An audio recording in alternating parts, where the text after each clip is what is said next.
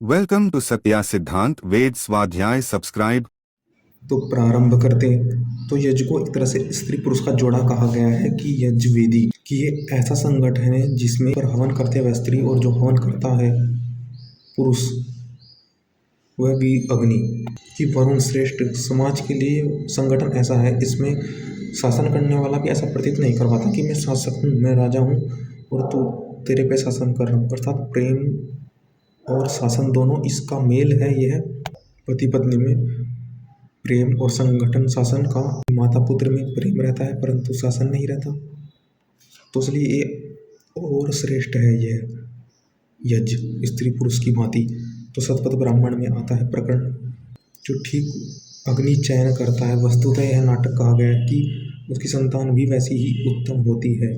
जो अपने अंदर अग्नि धारण करके संतान पैदा करेगा संतान भी अग्नि रूप होगी। अग्नि वीर्य रूपी आहुति स्त्री, जब स्त्री की अग्नि चारों ओर से पुरुष की अग्नि से मिलेगी तो उत्तम सृजन होगा समाज के कल्याण के हेतु। उत्तम यज्ञ करके संतान उत्पन्न किया, वह मानो उसने वाजपेयी यज्ञ कर लिया का फल उसको प्राप्त हुआ कि ये कार्य बिना जोड़े के नहीं हो सकता। द्वंद्व वीर्यम, दोनों दो जोड़े में बल है, अन्य बल नहीं है। संतान होगी तो ये श्रृंगार रस श्रेष्ठ होगा वरना यह विष हो जाएगा। ये ब्राह्मण की भांति ब्राह्मण ही हो या ब्राह्मण हो, पुरुष को ब्राह्मण ही बनना है स्त्री की भांति और स्त्री को पुरुष की भांति ब्राह्मणमय हो जाना है, पुरुषमय हो जाना है, उसका पथ प्रशस्त हो जाना है। इसमें शासन वही करेगा जो अपने कर्तव्यों से उसके कल्याण हेतु निर्णय लेगा, कर्म करने के लिए तत्पर होगा। स्त्री उस पुरुष को उत्तम बना सकती है, उत्तम ब्राह्मणत्व तक ला सकती है, सत्य को उत्तम स्त्री तक ला सकती है, वैश्य को उत्तम वैश्य तक ला सकती है। उसके भाव पुरुष के इस भाव से कोई भी यज्ञ खाली नहीं है। दो जोड़े आते हैं ना, जैसे कि हवन कुंड वर्ग आकार होता है स्क्वायर, चारों ओर से बराबर ऊपर की ओर उठता हुआ अपवाद उद्भिद, क्योंकि वह ग्रो कर रहा है कम समय में। तो पहले कार्य धीरे धीरे करो फिर ऊपर तीव्र गति से उठो स्क्वायर की भांति कि मैं उस प्रभु भू भुव स्व की साक्षी रखकर अंतरिक्ष की सुंदरता को पृथ्वी पर उतारता हूँ और विद्वानों की यज्ञ भूमि पर जिस पर विद्वान यज्ञ करते हैं उस पर अग्नि की स्थापना करता हूँ अन्न के लिए।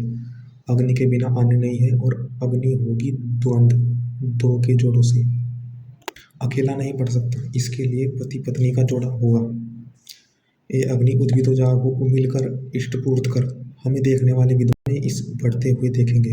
हम यजमान होंगे और विद्वान हमें उपस्थित है कार्य के लिए। जैसे कि यज्ञशाला में छत और खंबे का गहरा पत्ती और आग्नि आवनीय का जोड़ा होता है, तो ठीक उस पर यह जोड़ा स्त्री पुरुष से के रूप में प्रयुक्त समझना चाहिए। एक तेज है तो एक शांत है। कभी कोई शांत हो जाता है तो उसको तेज करने के लिए अग्नि प्रज्वलित करती है स्त्री। अगर पति अग्नि की भांति है तो उसको शांति प्रदाता करती है, शांति देती है। तो ठीक प्रकार एक अग्नि है, एक सोम है, तो दूसरा जल है। एक सोम है तो दूसरा जल है पवित्र करने वाला। ज्ञानी वास्तविक में जो वास्तविकता जानते हैं वह एक ज्ञानी होते विद्वान। आगे देखते हैं आदर्श दंपति कैसे बनती है। तो यही कहा गया है कि इसमें अगर किसी व्यक्ति को परस्पर सहयोग की कामना न हो और शारीरिक तौर पर एक दूसरे के लिए प्रबल आकर्षण न हो तथा सांसारिक भौतिक आवश्यक रूप तौर पर एक दूसरे के प्रति आकर्षण होना चाहिए। अगर नहीं होगा तो आदर्श दंपति नहीं कह सकते, क्योंकि भौतिक जीवन में जैसे दुख कष्ट से हम वह श्रेष्ठ इच्छा जागृत होती है, कष्ट से एक आशा की, जो दुख से सुख की इच्छा प्राप्त होती है, ज्योत प्राप्त होती है, वही यही है कि सांसारिक तौर पर भी आकर्षण होना चाहिए, उस पर प्रतिष्ठित होना चाहिए। जो पत्नी दृष्टि में सचमुच इसलिए कहा गया कि विवाह करना चाहता तो मैं ऐसे वैसे से नहीं करना चाहती। भले ही मुझे जरा बुढ़ापे ने मुझे घेर लिया हो, मैं तिल मेरा जीवन नप नप के जा रहा हो, परंतु मैं रखना के साथ करना चाहूँगी कि जहाँ मुझे आनंद ज्ञानवर्धक शौर्यवर्धक सुख संपत्ति वर्धक वीर्य की वर्षा करने वाला गुणों में जिसकी बुद्धि श्रेष्ठ हो, कि गर्भरूप ज्योति की रखवाली मैं कर सकूं, उस ज्योति की उस इच्छा की रखवाली मैं कर सकूं, उसकी सुख की रखवाली मैं कर सकूं, ऐसे से मुझे शादी करनी है। तो ज्ञान वाला व्यक्ति हो, इसलिए ऐसी प्रार्थना की गई है। आज से पहले जितनी भी शरद ऋतु बीती हैं उनमें निरंतर अपने जीवन को उन्नत करने तथा योग्य पति को पाने के लिए परिश्रम करती रही हूँ। देखो, दो पत्नी भी हो, परंतु आवश्यकता के अनुसार क्यों इसकी ओर आकर्षण है, इसकी ओर जा रहा हूँ मैं। तो समान गुण वाले व्यक्ति से समान हित के लिए, एक उद्देश्य के लिए एक उद्देश्य होना चाहिए, समान गुण वाले होने चाहिए। समान भाव से व्यक्ति अपनी इच्छा अनुसार, अपनी शक्ति अनुसार कार्य कर सकता है, जीवन को उन्नत बनाने के लिए प्रयास कर सकता है। और स्त्री भी जीवन को उन्नत करने के लिए, योग्य पति को पाने के लिए परिश्रम करती रहती हूँ। मैं प्रभात में बूढ़ी हूँ, परंतु मैं इसको आनंद के प्रति जीवन को उन्नत बनाने का प्रयास कर रही हूँ। मैं लगातार वही श्रेष्ठ कर्म करती हूँ। आखिर यह खेलती ब्रह्मचर्य की आभा, अर्थात ब्रह्मचर्य के जीवन में जी पा रही हूँ। मुझे इसमें दुखी नहीं, भले मेरा बुढ़ापा जा रहा हो, परंतु मुझे ब्रह्मचर्य पूर्वक रहने का अवसर मिल रहा है। भले मैं भविष्य में विवाह करना चाहूँगी, पर अभी मैं ब्रह्मचर्य को आनंद में जी रही हूँ, जी पा रही हूँ, जीने का अवसर मिला है ब्रह्मचर्य आश्रम में। तो इससे भला मेरा बुढ़ापा, इससे भला उससे मुझे और आनंद की आवश्यकता है। अर्थात इस ब्रह्मचर्य की आभा में बूढ़ा होना भी इतना बुरा नहीं है।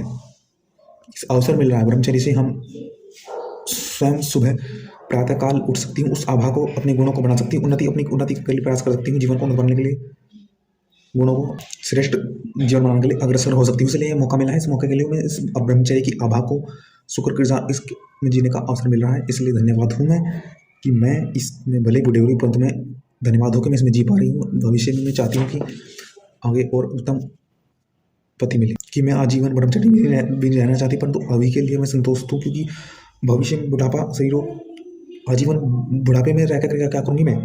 समय विवाह, अभी विवाह अर्थात सौंदर्य तथा सेवा शक्ति को अंत में बुढ़ापा खत्म कर देता है, सेवा शक्ति और सौंदर्य को शक्ति, गुण शक्ति। इसलिए मैं विवाह की इच्छा कर रही हूँ, क्योंकि मुझे समाज के कल्याण के लिए कुछ योगदान देना है, अपने गुण देने हैं, समाज कल्याण के लिए रक्षा करने वाली, मुझे इसका रक्षा के लिए मुझे रखवाली करनी है, रक्षा करनी है पति की, उसके गुणों की। भले ही बुढ़ापा आ रहा हो, तो परंतु मैं इस जीवन की दहलीज पे हूँ, जीवन की रक्षा, जीवन की इस ब्रह्मचर्य की आभा से मैं आनंदित हूँ, जीवन की स्रोत से मैं आनंदित